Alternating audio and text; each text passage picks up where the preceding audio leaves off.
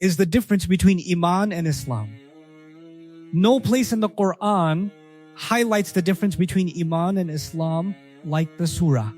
It's the most comprehensive place, and it's a critical distinction. Iman in the surah is qualitative, and Iman is quantitative. And you'll notice everything I've talked about so far is actually qualitative versus quantitative. You know it is, the law is quantitative and morals are qualitative. There's up and down, there's quality degree in them. The same thing with Iman and Islam. All of you are Muslims. Quantitatively, you're Muslims. Whether or not you prayed Fajr this morning is irrelevant. You're still Muslims. So there is a difference between laws and morality, and our religion is made up of both. So there are things that a muti can tell you you're absolutely wrong. There's a fatwa on you. There's a ruling on you. That's the law side of Islam. But then there's another entire other dimension of Islam that has to do with our morals, our character, our manners. And those are subjective. Those the real police on that is yourself, and the real police on that is the people sincerely close to you. Those are the only ways you can actually gauge those. So those two things will be compared. So, why is that important? Because for some people, the only thing that matters is the law. Unless it's haram, it's fine, right? So, all they care about is the law. So long as I'm abiding by the law, I shouldn't have a problem. That's why, you have young people coming and asking, my mom says that I shouldn't be texting my friends at night or whatever. Is texting haram or texting at night haram? Like, they are thinking about anything Islam wants in terms of law, right? Whether or not it violates some kind of moral is not their concern. And if you say it's not haram, that means it's okay. I can do it. That's a reduction of Islam to just law. On the other hand, you have people who don't care about the law. So long as you're a good person, why do you have to do this halal haram business? You have the other extreme, people that are only concerned with morality and have no regard for what? The law. And this surah is going to balance both of those things. It's going to show us that both of those things together make up our deen. Then you're going to find, interestingly, even within the Muslim community, other kinds of balance. Sometimes the Muslim community is so fragmented and we're so disunited within each other that we're literally at the point where we're killing each other. What do you do to fix that? What do you do when the whole is falling apart? That's one extreme. And then that's going to be compared with that. And by the way, that's the worst case scenario, isn't it? That's going to be compared with, well, how do you make sure that never happens?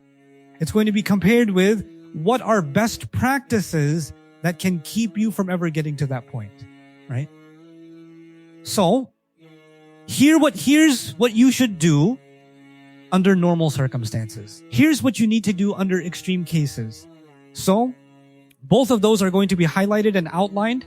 And of course, my favorite one is the difference between Iman and Islam. No place in the Quran outlines the difference between Iman. I'll keep the Arabic terms for now. No place in the Quran highlights the difference between Iman and Islam like the surah. It's the most comprehensive place, and it's a critical distinction. Iman in the surah is qualitative, and Iman is quantitative. And you'll notice everything I've talked about so far is actually qualitative versus quantitative. The law is quantitative and morals are qualitative. There's up and down, there's quality degree in them. The same thing with Iman and Islam. All of you are Muslims. Quantitatively, you're Muslims. Whether or not you prayed Fajr this morning is irrelevant.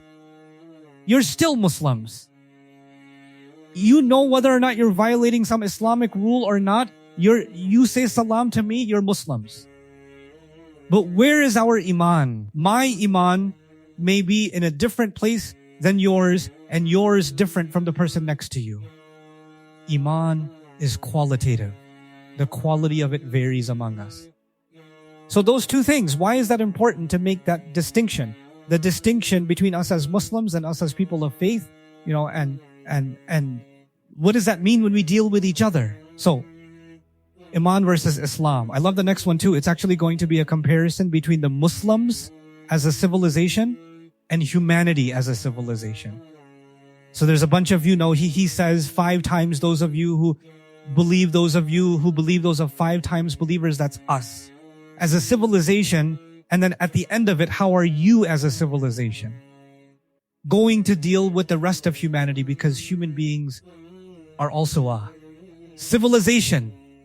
So there's that switch and that comparison between the internals, what's going on inside the house, and how do you deal with the neighborhood, right? That's really what that is. And it's really powerful that that comparison is made. And then of course the last one, and there are many others, but I just want to highlight these big ones as we go through the surah.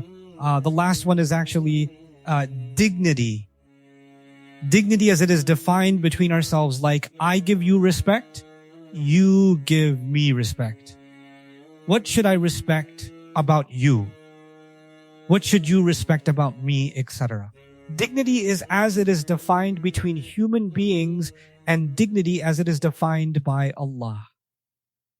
Meaning, I consider that you are worthy of respect. You consider that I'm worthy of respect. But who does Allah consider worthy of respect? So these two things are going to be compared. And it could be that there's a person in this world that nobody respects, but Allah respects them. And it could be that everybody in the world respects this person, but Allah has no respect for them. Right? That can happen. So the contrast between our perception of dignity, our perception of nobility, and Allah's perspective on the subject, and how those two things should not be confused with each other. Those, because we look at the outside somebody with credentials, money, status, knowledge, etc., gives them dignity. But then Allah sees what we don't see. And so Allah will actually look at things that we can't possibly see, and then decide whether or not a person is worthy of dignity. Right? So that comparison is going to be something very powerful in determining the lessons of the surah. Now, some interesting things about this surah. It begins with, this is rare in the Quran. Those of you who believe this is not common. This only happens 3 times in the Quran, actually. Yeah, 3 times. Yep, 3 times. And this happens, and that's it. Those 3, and first, just some things about what should you think about when you hear. So he says, says, whenever hear, those of you who believe, then make your ears extra attentive. Because it's going to be something good that he's going to tell you to do, or something bad that he's going to tell you to get away from. Believers, watch out for, make sure you take care of this good and make sure you get away from this bad. And that's actually certainly the case in the surah. There's going to be a lot of good that we're going to be called to, and a lot of bad that we're going to be called away from. Right? But what I wanted to highlight to you, interestingly, this is my own insight. You certainly don't have to agree. And by the way, I will mix in my own comments with the comments of the Mufas, and I will have a mixed contamination with no distinction between the two. And eventually, I'll publish my notes where that will be clear. But for now, because that'll take too much time if I say by the way this was from me and that was from them. So I'm just gonna it's all muddled. Okay, sorry. This one's mine though. All 3 surahs that begin with are late Madani. They're late Madani. As a matter of fact, that could be argued as one of the last surahs revealed. This surah that we're talking about, it's pretty much agreed upon that it happened at the earliest. It happened after this one happened after the 6th year of migration. And the treaty with the Makkans has already been signed. The Muslims are no longer in a state of fear. They're doing fine. Now, actually, there are different tribes that are beginning to come and sign on with Islam, or at least make peace negotiations with the Muslims. Muslims are clearly not in a state of war. As a matter of fact, there is no mention of fighting in this surah as in a threat or a state of fear, like, for example, you have or you'll have heal. Replace their state of fear with peace, meaning they are in a state of fear, he'll say, the ones who spent before victory came and fought. Before victory, after he came. Meaning the ones who fought for the cause of Islam when things were hard and looked very difficult, those are not they're at a higher rank. Then those who came afterwards and fought after victory came right and by. The way whether this happened, some argue this surah was revealed in the 9th year after migration, so like really towards the end of the sum, have argued that too. So Makkah has already been conquered when the surah is coming. That's what some argue, but actually they argue that also. Because they say this is after Fat, this is after victory or Allah opening up the religion. The Quran actually, Fat is used twice. Once after the conquest of Makkah. So they're all fat because for all practical purposes, the domino started falling at right. So that was already fat. So these 3 years are the victory years of Islam. This is when things are falling into place. Right? So what I'm telling you is the mindset of the Muslims is different in these years.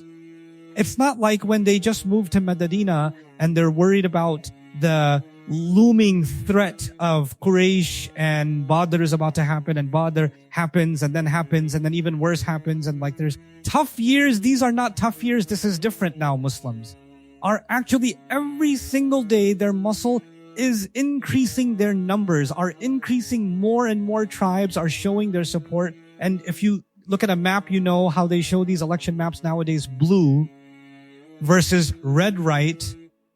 So if you show the map of Islam versus shirken, Arabia, the Islam color, like let's just say it's white, I don't know, green, I don't know, pick something, but anyway, so the green is spreading.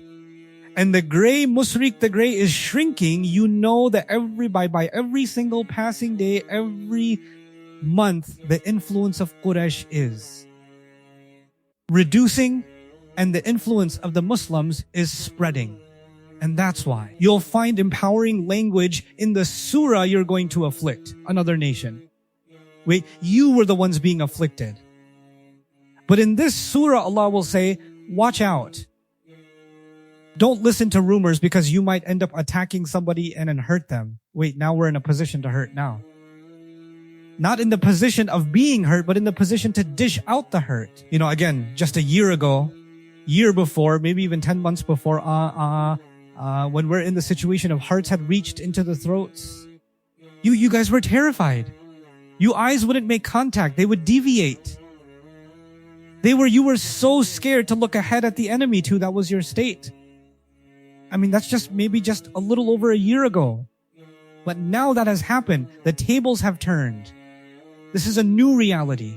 Now, you know what that means? That means that this surah is actually Allah. These surahs, all 3 of them, which did I say then and then also, they are actually of Allah speaking to the Muslim that is now becoming a civilization. They're not a group struggling to establish themselves. They're not some small faction that is struggling for a cause. That phase of the is now in the past, and now they're getting ready to become a worldwide civilization. They basically us. And so these surahs begin with now we are addressed as that people, as that nation. These surahs address us as that. So this is actually a 2-2 to indicate that our reality has changed.